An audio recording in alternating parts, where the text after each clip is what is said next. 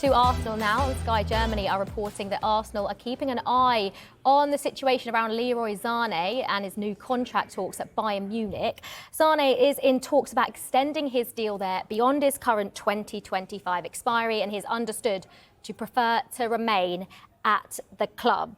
I mean, Kwaku, Leroy Sane, obviously Bayern Munich, Arsenal keeping an eye on the situation, but can you see a 28-year-old Leroy Sane going to Arsenal and ultimately being a backup for Bukayo Saka? I think he can be used in multiple positions. Of course, his natural position is on the right-hand side. He is left-footed, and we saw him do that not only for Bayern Munich, but for Man City as well.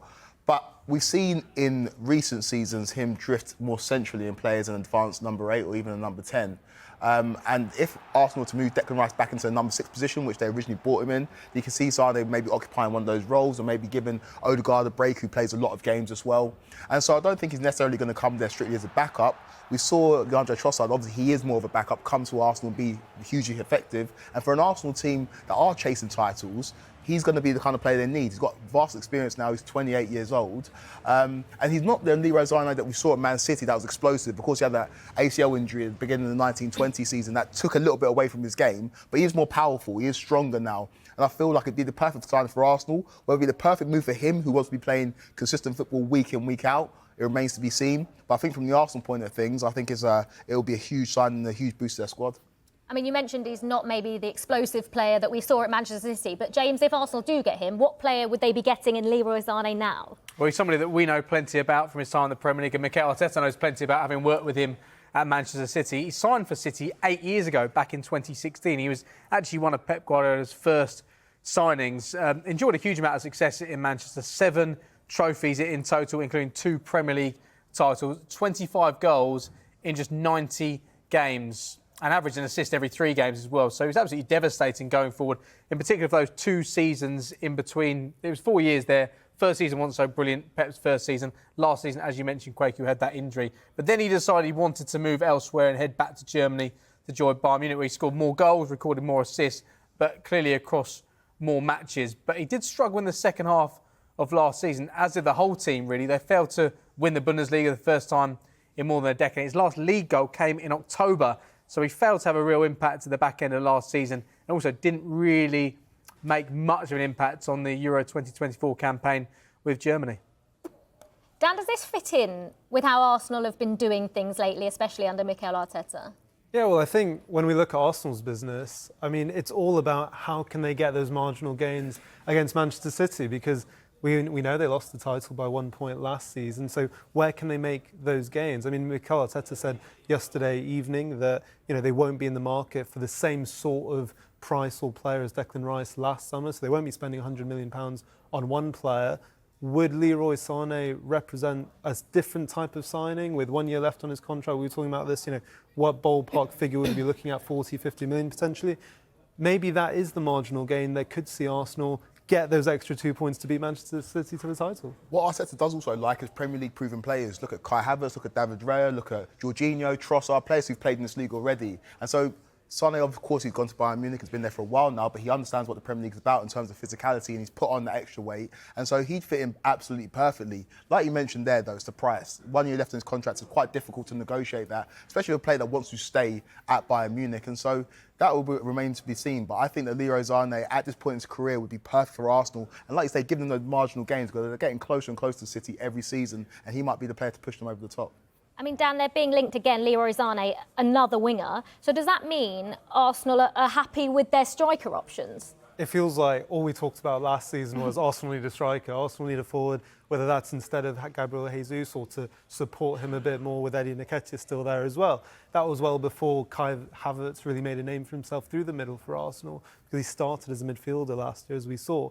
Kai Havertz had a really strong second half of the season. He was in double digits, goals and assists in his last 14 Premier League games. Gabriel Jesus didn't get to double figures in goals and assists all season. So it feels like they found someone in Havertz to play that position. And I think it is very interesting that all the signings we've been talking about around Arsenal, potential targets, are not strikers. They're kind of around the team. But I think to what Kwaku was saying about Sane, I think when you look at all the top teams at the moment, they're all aiming for players or targeting players who are versatile, who can play 2 or 3 different positions. It isn't about maybe having the numbers in the squad. It's having players who are very versatile, who can play across 2, 3, 4 positions. Yeah, definitely. Well, Emile Smith-Rowe is heading to Fulham in a deal worth £34 million. Now, Kwaku, after everything that's happened with Emile Smith-Rowe, all of his injuries, you're excited about this move for him and seeing him in a Fulham shirt, aren't you? Yeah, he's a player that affects winning. And if you take your mind back to the 2021 season where him and Saka really saved Arsenal,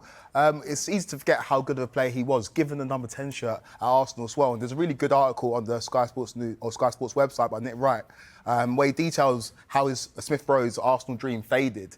But also points out a stat that in that 2021 season, Arsenal had a 67% win rate with Smith-Rowe starting. That plummeted to 30% when he wasn't starting. So at a team like Fulham, where you have a bit more freedom and also have the guarantee of playing football week in, week out, you expect him to thrive. And I am excited for him and for Fulham as well, who are making some really exciting signings in this window. And he's a player that if he does get that confidence back, we can maybe see him return to form of 3 or 4 years ago. Because I remember he was on fire, wasn't he? Arsenal had the chant with him and Saka, and he seemed like he was going to set the world alight. And unfortunately, injuries coincided with Arsenal's upturn in form, and he's been kind of the forgotten man at the football club. But I think at Fulham, he'll be a great fit. I mean, James, he was highly rated. He is highly rated by Mikel Arteta. Letting him go wouldn't have been an easy decision, would it? No, it's always sad letting an academy graduate go, and I think Mikel Arteta has a real affinity with him because of what he did in the early years of Arteta's regime. Him and Saka sort of single-handedly increased the morale and gave Arsenal fans hope about what may be possible when many thought that Arteta perhaps wasn't the right man or that this Arsenal project wasn't going anywhere. But unfortunately, due to injuries and because of how Arsenal have evolved with the signings they've made and the progress they've made, he's just not featured. 346 minutes he played in the Premier League last season, 164 the season before, and it's hard to see him getting that many opportunities, though we know he's got such great ability, comfortable with both feet, great at carrying the ball forward, has got a goal in him, has got an assist in him as well. So despite the fact he was so excellent for Arsenal early on, it feels like Arsenal have moved on now, as sad as that is to say, and it feels like it's time for Smith-Rowe to move on as well. I really do think this works for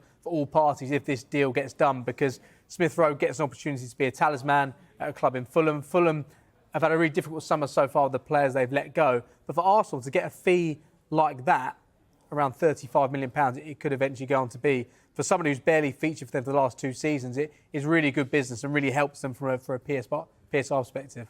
And Dan, for Fulham as well, potential record signing if this goes through.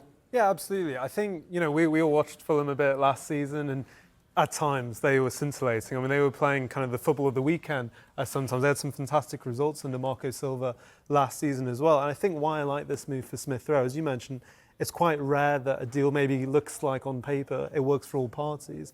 And I think Marco Silva has shown at Fulham that perhaps players who weren't given opportunities at their clubs or needed that first team football, like the likes of Andres Pereira or Adama Traore, had some really good moments last season after leaving Wolves.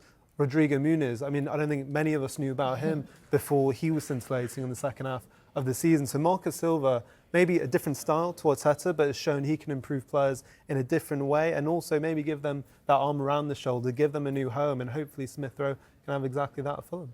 Yeah, exciting times for Fulham.